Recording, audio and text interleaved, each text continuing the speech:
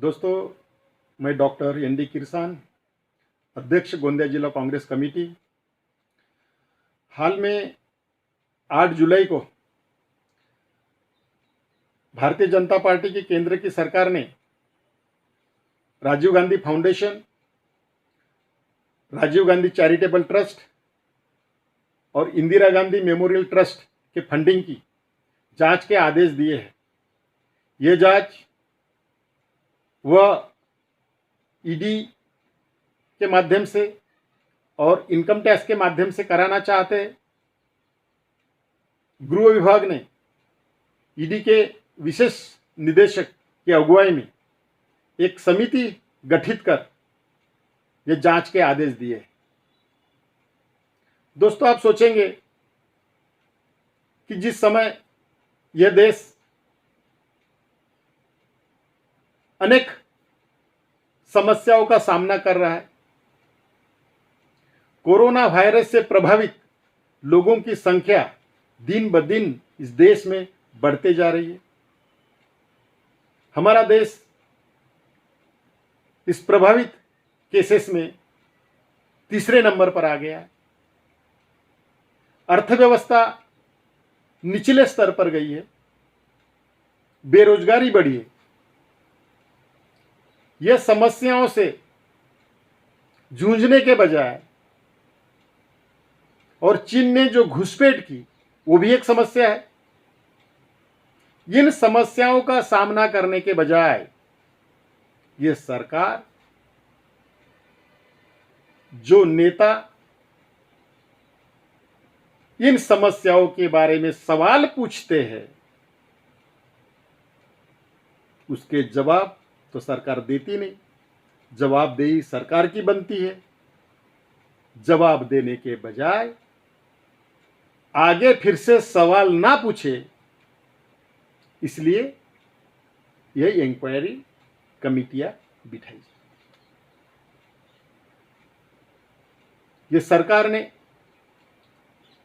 गलत तरीके से लॉकडाउन लगाया।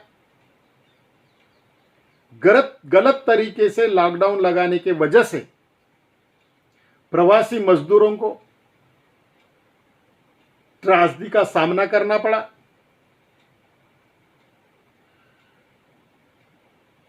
और इस देश की अर्थव्यवस्था जो दिन ब दिन गिरते जा रही है, उसके ऊपर सरकार ने ध्यान नहीं दिया, इसलिए सवाल पूछे गए।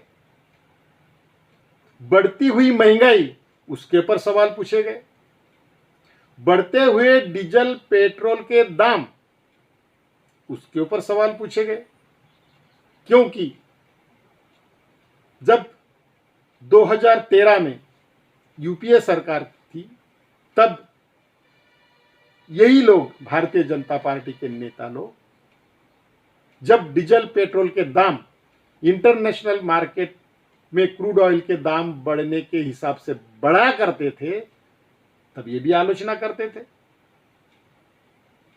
अब जब इंटरनेशनल मार्केट में क्रूड ऑयल के रेट $107 प्रति बैरल 2014 में थे, यूपीए सरकार के समय पर थे, तब हमें पेट्रोल मिलता था ₹71.25 के हिसाब से और डीजल मिलता था ₹55.50 के हिसाब से।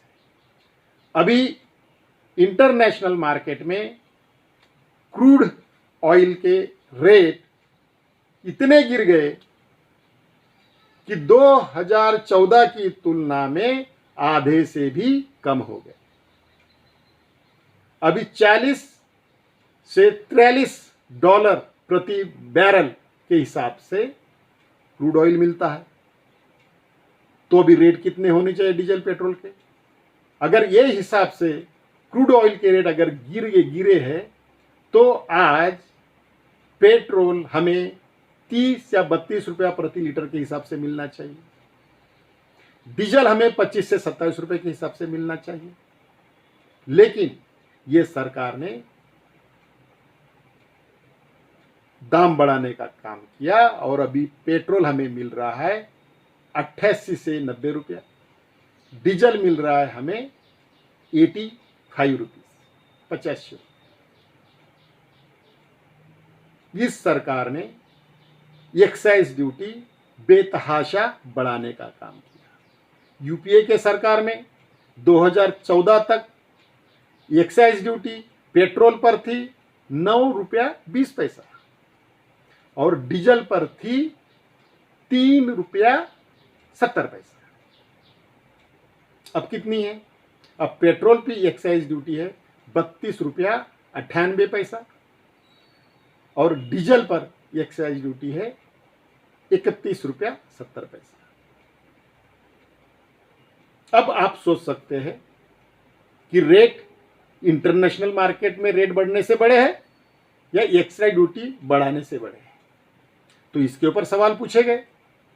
डीजल पेट्रोल के दाम कम करने के लिए सरकार को कहा गया तो इंक्वायरी कमेटी बिठा दिए, लेकिन सवालों के जवाब नहीं देंगे। सवाल आप पूछते हैं, बार बार पूछते हैं, इसलिए जांच समिति बिठाई। पीएम केयर फंड, उसमें पारदर्शिता होनी चाहिए। कहां से फंड मिला, इनकी जानकारी देशवासियों को देनी चाहिए, इसकी मांग उठाई गई। वो भी आपने डिस्क्लोज किया नहीं, बताया नहीं, लेकिन सवाल पूछते हैं इसलिए आपने एक इंक्वायरी कमेटी बिठाई। गलवान घाटी में, पूर्वी लद्दाख में जो चीन ने घुसपैठ की, वो घुसपैठ भी आप मानने को तैयार नहीं। सभी सैटेलाइट्स पिक्चर्स, प्रिंट मीडिया, रक्षा विशेषज्ञ, भूतपूर्व जनरल्स, मेजर्स सब बता रहे कि घुसपैठ हुई, लेकिन घुसपैठ आप मानने करने को तैयार नहीं। विदेश मंत्रालय का स्टेटमेंट और आपका स्टेटमेंट अलग अलग होता है, मेल नहीं खाता। सच्चाई आप इस देश को बताने को तैयार नहीं। अगर घुसपैठ की नहीं तो फिर हमारे 20 जवान जो शहीद हुए घुसपैठ हटाने के लिए, तो उनकी शहादत क्या आप बेकार जाने देंगे? इसलिए सवाल पूछे गए। सवाल तो लाजमी थे, सो पूछे गए। विपक्ष का काम होता है सवाल पूछना और सरकार का काम होता है जवाब देना। तो जवाबदेही आपकी बनती है, सरकार की बनती है, लेकिन जवाब देने के बजाय आप इंक्वायरी कमेटियां बिठाते हैं। कोरोना वायरस की एंट्री इस देश में हुई। राहुल जी ने 12 फरवरी को ही ट्वीट किया था, सरकार को आगाह किया था कि ये कोरोना वायरस की महामारी की सुनामी आने वाली है, अर्थव्यवस्था गिरने की सुनामी आने वाली है, सरकार ने इसके इंतजाम करने चाहिए। क्या गलत किया? विपक्ष का काम होता है सरकार को आगाह करना। आपको सिर्फ आगाह किया गया था कि आप व्यवस्था कीजिए। स्वास्थ्य मंत्री ने क्या कहा? हम सब तैयार हैं। राहुल जी और उनकी गांधी फैमिली लोगों में ऐसे ही डर फैलाने का काम करते हैं। डर नहीं फैला रहे थे और लोगों को नहीं बता रहे थे, सरकार को बता रहे थे कि आप सावधान रहिए, आप व्यवस्था कुछ कीजिए इसको रोकने के लिए, लेकिन आपने रोका नहीं। आप रोक सकते थे, कोरोना वायरस की एंट्री इस देश में रोक सकते थे, इंटरनेशनल फ्लाइट के आने वाले लोगों को आप क्वारंटाइन कर सकते थे, लेकिन नहीं किए आपने और वो ठिकरा मरकज पे फोड़ने का काम किया। हिंदू मुस्लिम किया उस समय पर और ये महामारी बढ़ी। इसके ऊपर सवाल पूछे गए तो जवाबदेही तो सरकार की बनती है। और उस ये महामारी के वजह से आपने गलत तरीके से लॉकडाउन लगाए और महामारी के से लड़ने के बजाय आपने नमस्ते ट्रम्प का कार्यक्रम किया अहमदाबाद में, और वहां की गरीबी छुपाने के लिए आपने चीन की दीवार के जैसी एक दीवार खड़ी कर दी, लाखों लोगों को इकट्ठा किया, काफी डेलीगेट्स अमेरिका से भारत आए, अन्य शहरों में घूमे, मुंबई में घूमे, आगरा में घूमे, और तो और आपके भारतीय जनता पार्टी ने मध्य प्रदेश में जो पॉलिटिकल ड्रामा किया, वहां की कांग्रेस की बसी बसाई सरकार, लोगों ने चुन के दी सरकार, आपने गिराने का काम किया और वहां विधायकों को अलग अलग जगह ले जाकर छुपाने का काम किया और विधायकों की खरीद फरोख्त की। वहां सरकार बिठाने के लिए वहां भी कोई सोशल डिस्टेंस का निर्बंध नहीं रखा, तो इसके ऊपर सवाल तो पूछे जाएंगे।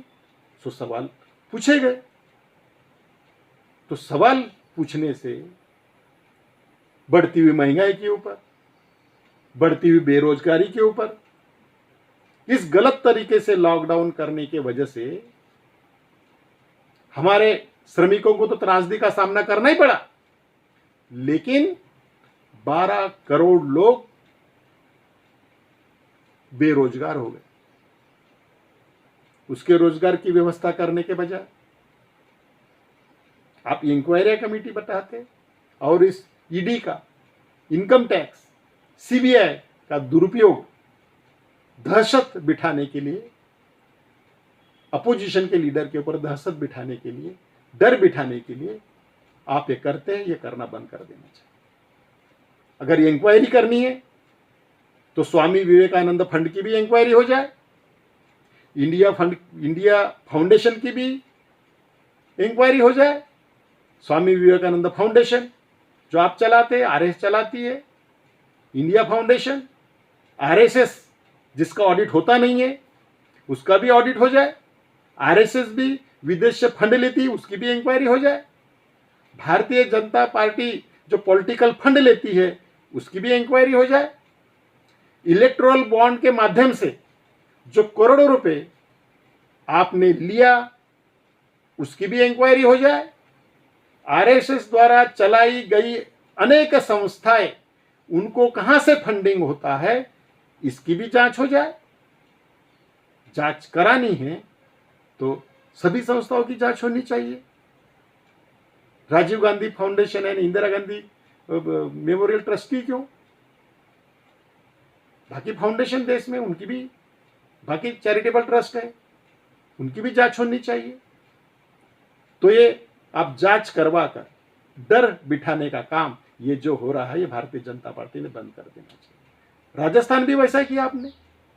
राजस्थान में बहुमत की सरकार, अशोक गहलोत जो मुख्यमंत्री है, वो सरकार डिस्टेबिलाइज करने के लिए, गिराने के लिए और अपनी सरकार बिठाने के लिए आपने अशोक गहलोत जी मुख्यमंत्री का मनोबल गिराने के लिए उनके करीबी लोग हैं, जो वहां के प्रदेश के उपाध्यक्ष है राजीव अरोड़ा और दूसरे धर्मेंद्र राठौड़, इनके 24 प्रतिष्ठानों पर अनेक शहरों में आपने रेड गिराने का काम किया इनकम टैक्स की। फिर ईडी की जांच होगी, फिर आप सीबीआई की भी जांच करवाएंगे। लेकिन आपको बता देना चाहते कि आप कितनी भी जांच करवाए मनोबल गिरेगा नहीं, सवाल पूछने बंद होंगे नहीं। जितनी ज्यादा आप जांच करवाएंगे उतने ज्यादा सवाल आपको पूछे जाएंगे, और जो लाजमी है सवाल पूछना, अपोजिशन का काम है सवाल पूछना, वो सवाल जरूर पूछे जाएंगे। जवाबदेही सरकार की बनती है, सरकार ने जवाब देना चाहिए। धन्यवाद।